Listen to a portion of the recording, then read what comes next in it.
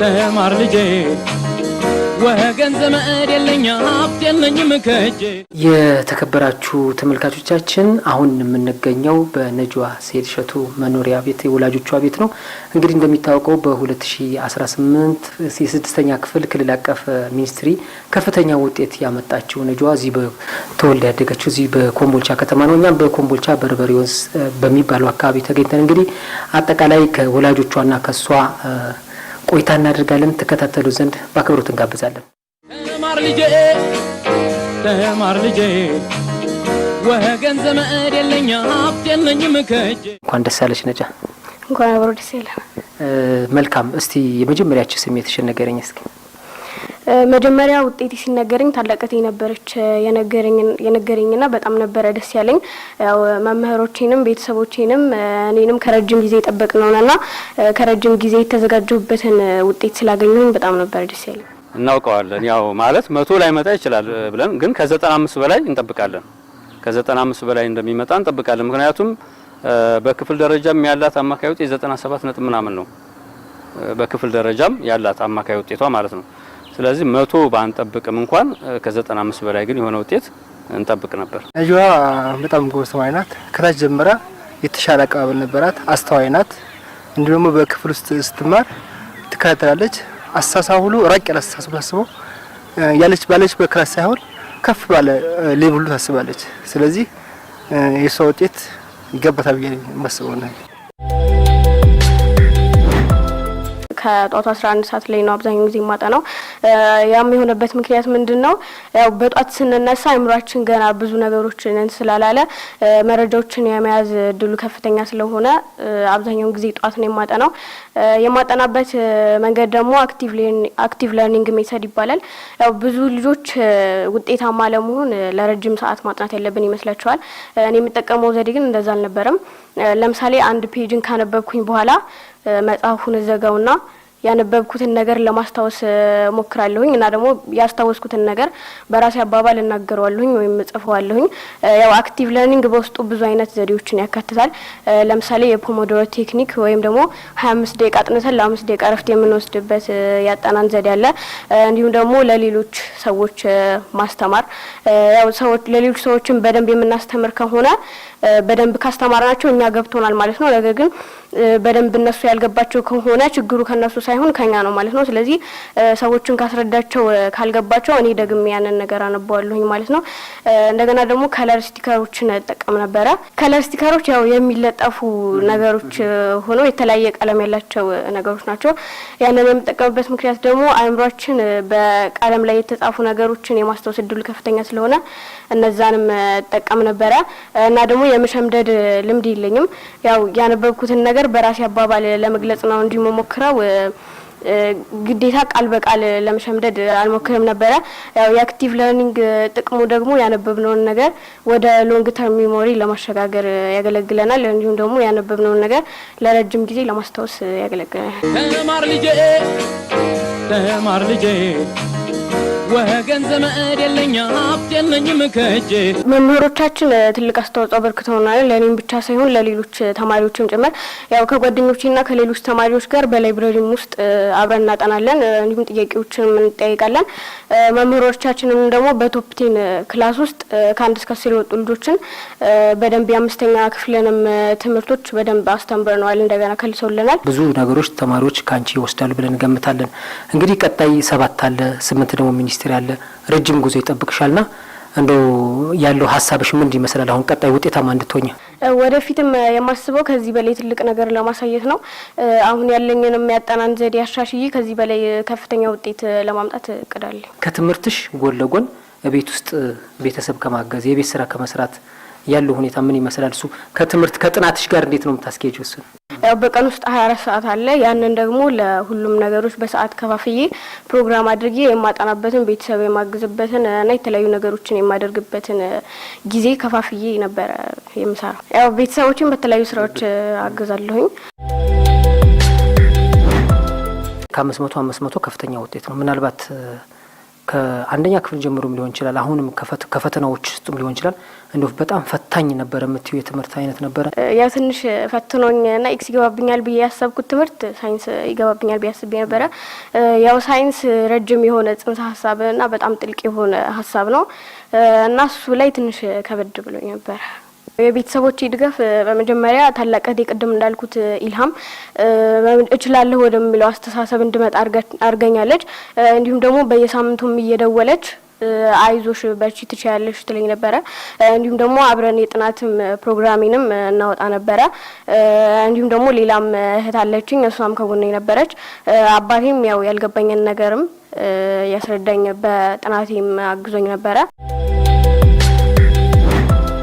ተማሪ ነጅዋ ሰይድ እሸቱ አጠቃላይ የጥናት ዘዴዋ ምን ይመስላል? እንዴት ነው የምታጠናው? ከመምህራኖቿና ከቤተሰቦቿ የሚደረግላት ድጋፍ ምን ይመስላል የሚለውን ተመልክተናል። አሁን ደግሞ ወደ ነጅዋ እናትና አባት እንለፍ። እንግዲህ እነሱ ደግሞ በልጃቸው የተሰማቸውን ስሜትና አጠቃላይ ምን አይነት ድጋፍ ያደርጉላታል የሚለውን ሀሳብ እናነሳለን። ድጋሚ እኛ ጋር እንድትሆኑ በአክብሮት እንጋብዛለን። እስቲ በመጀመሪያ እንተዋወቅ። እስቲ ስሜ ሰይድ እሸቱ ይባላል። መልካም። እሺ እኔ ስሜ ደግሞ ፋጡማ ኢብራሂም። መልካም። ነጅዋ እንግዲህ አጠቃላይ ከ6ኛ ክልል አቀፍ ፈተና ከፍተኛ ውጤት አመጣች ሲባል መጀመሪያ ላይ የተሰማሽ ስሜት ምን ይመስላል? እሱን አጋሩ። ያው እንደ ማንኛውም ሰው እንግዲህ ልጅ ከፍተኛ ውጤት አመጣ ሲባል ያው ናቹራል ነው። ከፍተኛ ደስታ ተሰምቶናል። እኔ እንኳን በፊት ፈተናውን ሳየው ትንሽ በተለይ አማርኛ ላይ ታመጣው ሆኖ የሚል እንትን ነበረኝና ያሁኑ ሳየው በጣም ነው ደስ ያለኝ። አዎ እኔ በጣም ደስ ብሎኛል። ያው ማለት ያው ሙሉ በሙሉ ባይሆንም እንጠብቃት ነበረ። ያው ሲሰማ ግን በጣም ደስ ብሎኛል። መልካም። እስቲ ነጅዋ ምን አይነት ተማሪ ናት? አጠቃላይ ለምሳሌ መምህራኖቿ ትምህርት ቤት ውስጥ ያለውን ሁኔታ ጉብዝናዋ ነግረውናልና እንደው እንደ ቤት እንደ ተማሪ እንደው ነጅዋ ምን አይነት ልጅ ናት የሚለውን ነገር እስቲ ነገር ጋሽ። ጥናቷን በደንብ ታጠናለች፣ ቤትም ስራ ትሰራለች፣ ፕሮግራም አውጥታ እና ትምህርቷን በደንብ አጥንታ ነው የምትሄደው። የሚቀጥለውን ትምህርት እዚሁ አይታው ከዛ በኋላ ምንድነው ላይ ገባ የሚችለው ብላ እዛ ሄዳ ለመጠየቅ እንዲመቻት አድርጋ ነው የምትሄደው። ስለዚህ እህቷም ጋር እንዳለችው እህቷ ናት በጣም የጥናት ፕሮግራሟና የጥናት ዘዴዋን የነገረቻት እህቷ ናት። በዛ መልክ ሄዳ ነው እንግዲህ ይሄን ውጤት አመጣችው። መልካም። እንደው መምህራኖቹ ምን አሉኝ? አባቷ እንዲያው መምህር በመሆናቸው የበለጠ ከፍተኛ ክትትልና ድጋፍ ያደርጉላታል ብለው ነበርና እንደው እንደ ወላጅም እንደው መምህር መሆንም ምን ያክል ተማሪ ላይ ተጽዕኖ ማሳደር ይቻላል ብለን መናገር እንችላለን? አዎ እንግዲህ በአብዛኛው ያው ሰው እሱ የሆነውን ነው ልጆቹ እንዲሆኑለት የሚፈልጉ በአብዛኛው ማለት ነው። እኛ ደግሞ ያው በእውቀት ዘርፍ ስላለን ልጆቻችን ያው በእውቀቱ ዘርፍ ከፍተኛ ደረጃ እንዲደርሱ እንፈልጋለን።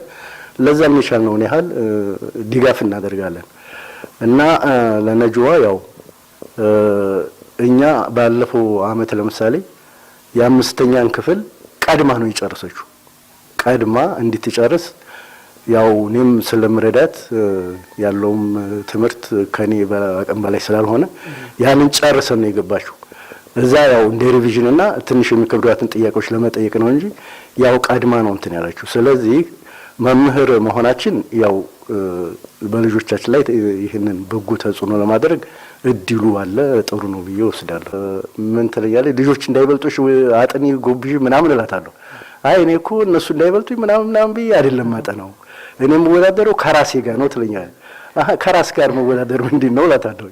እንዴት ከሰው ጋር ነው እንጂ ሰው የሚወዳደረው ከራሱ ጋር እንዴት ይወዳደራል ስላት፣ አይ ከሰው ጋር የምወዳደር ከሆነ ልጆቹ ሲወድቁ እኔም እወድቃለሁ ማለት ነው፣ ዝቅ ሲሉ አብሬ ዝቅ ልን ነው ማለት ነው አለ። ከራሴ የምወዳደር ከሆነ ግን የባለፈው ፐርፎርማንሴ አሁን እንዴት አሻሻልኩት የሚለውን ነገር ነው የምከተለው። ስለዚህ የራሴን ነው የማየው ምናምን የሚለው ነገር ጥሩ ለዚህ ውጤት አብቅቷታል ብዬ አስባለሁ። ተማር ልጄ ወገን ዘመድ የለኝ ሀብት የለኝም ከእጄ። ቤት ውስጥ አንደኛ እንትናት ወደ መጨረሻ 4ኛ ልጅ ናትና ያው ቢሆንም ትልልቆቹ አንዷም ዩኒቨርሲቲ ናት፣ አንዷም ተመርቃ አዲስ አበባ ነው ያለችው። በእርግጥ አሁን ለኔም ጫና ይኖራል፣ ግን ያን ያክል እሷ ላይ ብዙም ትኩረት አላደርግም። ያው ምናልባት ሰራሽ ቢባል ቤት እንትን ማለት መጠራረግ እንደገና እቃ ማጠብ ግን እሷ ያንን ነገር የምትሰራው በፕሮግራም ነው። ከፕሮግራሙ ውጭ ከሆነ አትሰራም። ለምሳሌ አሁን ያለፈችበት ይሄ ቶፕ 10 ምናምን ፕሮግራም ከሳምንት 3 ቀን ትሄዳለች። ከዛ እሷ በጧት ትነሳና ቀድማ ነው ሰዓቱ ሳይሰጥ ምናልባት ሰዓቱ የሚደርስ ከሆነ ግን አትሰራም እንዳለ ትታው ነው የምትሄደው። ማለትም ትምህርቷ ላይ በጣም ትኩረት አላት። አሁን እኔም ያን ነገር ስለማያው ብዙም አልጫናት። መልካም አሁን 6ኛ ክፍል ናት ገና ብዙ መንገዶች ይጠብቋታል ከፊቷ። ቀጣይ ከፊቷ 8ኛ ክፍል ሚኒስትሪም አለ እያለ እስከ መጨረሻው አለና ምናልባት ይሄ ውጤቷን አስጠብቆ እስከ መጨረሻ ውጤታማነት ከመሆን አንፃር እንደው የቤተሰብ የተለየ ድጋፍ ምንድነው አሁን ሊደረግላት የታሰበው? አዎ እንግዲህ ያው ይሄ መጀመሪያ ነው፣ የመጀመሪያ ጅምር ነው።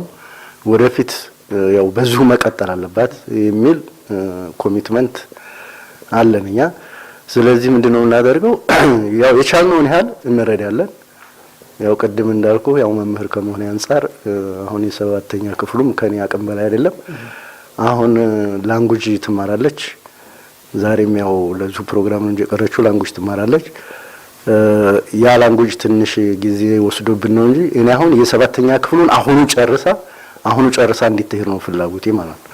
ስለዚህ በቀሩት ቀናት በዚህ ወር የ7ኛ ክፍሉን ጨርሳ ከዛ በኋላ ከጓደኞቿ ጋር ስትማር በቃ የከበዳትን የመጠየቅ ተጨማሪ እውቀት የመቅሰም እንጂ ኖርማሊ ትምህርቱን አሁኑ ጨርሰው እንድትሄድ ነው እኔ ፍላጎቴ ማለት ነው። ነጅዋ እንግዲህ ለሁላችንም ኩራት ናት። ከናንተ ከቤተሰብ አልፎ ከትምህርት ቤት አልፎ ከከተማ አልፎ ለክልልም የምታስጠራና ወደፊቱ እንግዲህ የተመኘችው ደርሳ እንደምናያት ተስፋ አደርጋለሁ። በድጋሚ እንኳን ደስ አላችሁ። ተማር ልጄ ወገን ዘመድ የለኝ ሀብት የለኝም ከእጄ። ተማሪ ነጅዋ ሰይድ እሸቱ ተወልዳ ያደገችው እዚህ ኮምቦልቻ ከተማ ነው። በኮምቦልቻ ከተማ ቁጥር 2 አንደኛና መካከለኛ ትምህርት ቤት ዘንድሮ የ2018 ክልል አቀፍ የ6ኛ ክፍል ከ500 ከፍተኛ ውጤት በማስመዝገብ ቀዳሚ የሆነች ድንቅ ተማሪ ነች። የነጅዋ ከፍተኛ ውጤት በማስመዝገብ አማራ ሚዲያ ኮርፖሬሽን ኮምቦልቻ ቁጥር 2 መካከለኛና አንደኛ ደረጃ ትምህርት ቤት በመገኘት ስለሷ መረጃ ሰብስቧል። ነጅዋ ምን አይነት ተማሪ ነች? ከስንተኛ ክፍል ጀምሮ ይህን ውጤት ከፍተኛ ውጤት እንደምታመጣ ታወቀ? እጅግ በጣም ተወዳዳሪ፣ ተፎካካሪ፣ በስነ ምግባሯ ደግሞ እጅግ በጣም የታነጸች ጠንካራ ተማሪ ናት። ከአንደኛ ክፍል ጀምራ ነው ጥንካሬዋ። ስነ ምግባሯን በዛው ልክ እጅግ በጣም ጠንካራ መልካም የሆነ ስነ ምግባር ያላት ጠንካራ ተማሪ ነች። አምናም ዘንድሮ ማለት ነው 6ኛ ክፍል ላይ በተደረገው አጠቃላይ የመምሪያ የኮምቦልቻ ከተማ በከተማ ደረጃ በተደረገው የቀለም ትምህርት ውድድር እንደዚሁ አንደኛ የወጣች ተማሪ ናት። እጅግ በጣም ትሁት፣ በጣም ጠንካራ፣ በጣም ጎበዝ፣ በዲሲፕሊኗ ደግሞ አራያ የሆነች ተማሪያችን ናት። ታች ክላስ ጀምሮ ከአንድ እስከ 4 ጀምሮ 5-6 ባላት ተሳትፎ የተሻለ ነው። በእኛ ትምህርት ቤት ላይ በተለያዩ ቶፕ 10 አለ። በተለያየ ትምህርቶች ስለሚማሩ በተቃራኒ ፈርቃ ስለሚማሩ በዛ ላይ እንደውም ሌሎች ሰዎች ታግዝ ነበረ። ቤተመጻሕፍት ሲሰባሰቡ እሷ ቤተመጻሕፍት ብላክቦርድ ስላለ በተለይ ሂሳብ ትምህርቶች ላይ እና እንግሊዝኛ ትምህርቶች ላይ ታስረዳቸው ነበር። ሌሎች ጓደኞቿን ወደ እሷ እንዲጠጉላት የከበዳቸውን ልጆች የሚሳሳራቸው ምናምን እርስ በርስ ልክ እንደ ቲም ቲቺንግ ያደርጉ ነበር ወደ እርስ በርሳቸው ማለት ነው። በጣም ትንሽ ልጅ ናት ስታያት፣ በጣም ደግሞ በዛው ልክ ዲሲፕሊን ናች። ከዛ በተጨማሪ ደግሞ ተሰጥኦ ያላት ልጅ ናት። በተለይ ስነ ግጥም ላይ በሚደረጉ የስነ ግጥም ውድድሮች ላይ ሁልጊዜ ተሳታፊ ነች። አሸናፊና ተሸላሚም ተማሪ የሆነች ናት። ርዕስ ትምህርት ቤቱ ነው የሚሰጠው በተለያዩ አጋጣሚዎች በተለያዩ ጊዜዎች። በነዛ ርዕሶች ግን የራሷን የሆነ ጽሁፍ በራሷ አቅም በራሷ ችሎታ ጽፋ የምትመጣና ሁልጊዜ በስነ ግጥም ተወዳዳሪ የሆነች ንቁ ተማሪ ናት። ደስ የምትል ተጫዋች፣ ቁም ነገረኛ፣ እንደዚሁም ደግሞ ስነ ግጥም ላይ ልዩ ተሰጥኦ ያላት ተማሪያችን ናት። ተማሪ የመጀመሪያው መሰረቱ ወላጅ ነው። የሷ ወላጆች ደግሞ በአጋጣሚ የመምህር ልጅ ነች። ቤት ውስጥ ከፍተኛ የሆነ ድጋፍ እንደሚደረግላት እናውቃለን። የመጀመሪያ ቤተሰብ ድጋፍ በመሆኑ ቤት ውስጥ ያለው ድጋፍ አሁንም ቀጥሎ እንዲሄድ እንዳይቋረጥ እናሳስባለን። ከዛ በተጨማሪ ደግሞ የልጅቱ ፍላጎትም እጅግ በጣም ከፍተኛ ነው። ለትምህርት ያላት ፍላጎትና ተነሳሽነት ከፍተኛ ነው። በምንም ሰዓት በሚጠሩበት ሰዓት የማትቀር ተማሪ ነች። ከትምህርት ቤት መቅረት የሚባል ነገር ለሷ የለም። ያው እኔ አርአይ በህይወቴ ውስጥ ታላቅ እህቴ ኢልሃም ሰይድ ናት። ያው እሷ እኔ ድሮ ከዚህ በፊት በ6ኛ ክፍል ነው እንደዚህ የሆንኩት እንጂ ያው ከዚህ በፊት እንደዚህ አይነት ተማሪ አልነበርኩም እና ደግሞ አልችልም ከሚለው ማይንድ ሴት ወደ እችላለሁ ወደሚለው ማይንድ ሴት እንድመጣም አድርጋኛለች። ወደፊት አስትሮኖመርና ሶፍትዌር ኢንጂነር ነው መሆን የምፈልገው። መማር የምፈልገው ደግሞ ወደ ዩናይትድ ኪንግደም ኦክስፎርድ ዩኒቨርሲቲ ተምሬ በአስትሮኖመር ዘርፍና በሶፍትዌር ኢንጂነሪንግ ዘርፍም ትልቅ ነገር ማበርከት እፈልጋለሁኝ። እንደገና ደግሞ በትልልቅ የአስትሮኖሚ ካምፓኒዎች ልክ እንደ ስፔስኤክስ እንደ ናሳ ባሉ የተለያዩ የአስትሮኖሚ ካምፓኒዎች ውስጥ መሳተፍ እፈልጋለሁኝ እና ደግሞ በኮዲንግ ዘርፉም ላይ ደግሞ አሁን ላይ የቴክኖሎጂዎች መጨረሻ ኤአይ ቢሆንም እንኳን እኔ ግን ከኤአይ የተሻለ ነገር ኤአይ ያለበትን ጉድለቶች የሚያሟላ ነገር መፍጠር እፈልጋለሁ። ለአስትሮኖመር ህልሜም ስለ አስትሮኖሚ በደንብ ለማወቅ የሞከርኩኝ ነው። በሶፍትዌር ኢንጂነር ዘርፍም ደግሞ ስለ ኮዲንግ ለማወቅ የሞከርኩ። ልጆችን ውጤታማ ለማድረግ አንደኛ ግብ መቅረጽ ያስፈልጋል። ግባቸውን ሩቅ አድርጎ ማስቀመጥ። አሁን በአብዛኛው እኛም ትምህርት ቤት እየገጠመን ያለው ምንድነው? ወላጆች የልጆቻቸውን ግብ እጥር አድርገው እዚሁ ያስቀምጡባቸዋል። ለምሳሌ 10ኛ ክፍል ከጨረሰልኝ 12ኛ ክፍል ከጨረሰልኝ ባጃጅ ገዝቼ እንትን ማለልኝ ምናምን የሚል እንትን እዚሁ የልጆቹ ሞራል እጥር አድርገው እንትን ስለሚሏቸው ልጆቹ ሩቅ የመሄድ እንትኑ አቅሙ አይኖራቸውም። ስለዚህ አንደኛ ልጆችን ግባቸውን ሩቅ አድርጎ የመቅረጽ፣ ሁለተኛ ክትትል ያስፈልጋል። ፍላጎቷን እና ተነሳሽነቷን በዚሁ ቀጥላበት እንድትሄድ እናሳስባለን። ከዛ በተጨማሪ ትምህርት ቤት የሚደረገው ድጋፍ ከዚህ በተሻለ መልኩ ልዩ ድጋፍ ተደርጎላት ወደ ተሻለ ደረጃ ሂዳ ተሻለ ቦታ ላይ እንድትገኝልን መልእክታችን እናስተላልፋለን። በየአመቱ ልዩ አዳሪ ትምህርት ቤት 8ኛ ክፍልም ላይ እናሳትፋለን። በዚህ አጋጣሚ አምና ከፍላጎት ማነስ ብቻ ያልሄዱ ልጆች አሉን እንጂ በየአመቱ ከተጀመረ ጀምሮ አዳሪ ትምህርት ቤት ልጆች እንልካለን። በተቻለ መጠን ደግሞ እሷም የተሻለ ትምህርት ቤት ውስጥ ገብታ የተሻለች ተማሪ ሆና የተሻለ ውጤት አምጥታ ለሀገርም ለወገንም ለራሷም ለቤተሰቦቿም የምትጠቅም ተማሪ እንድትሆን መልእክታችን እናስተላልፋለን። ህጻናት ብዙም እድሜዋ ከፍ አይደለም። ስለዚህ ከትምህርት ቤትም ለእሷ የሚደረገውን እንክብካቤ ማድረግ አለበት። እንዳጋጣሚ ሆኖ ደግሞ የእሷም ወላጅ መምህር ነበረ። መምህር ስለሆነ ለእሷ ማድረግ ያለበት ነገር ያደርጋል።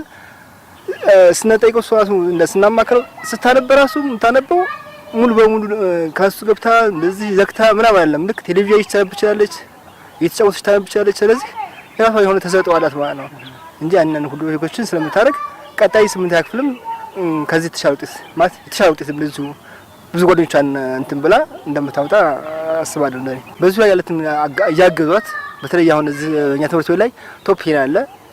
ቶፕ ቴኖች ማለት በየክላሱ 10 ልጆች ሰዋሰቡ ለተሻዋጆችን ሰዋሰቡና እነሱ ከመምህሩ ተጨማሪ የሚከብራቸው ጥያቄዎች፣ የተለያዩ ወርክሽቶች፣ የተለያዩ የሚኒስትሪ ጥያቄዎችን እያመጡ ይሰራሉ። 6ኛ ክፍል ሰርተው ነበረ። 5ኛ ክፍል ደግሞ ወደኋላ የነበረውን መጽሐፍ ያነቡ ነበረ።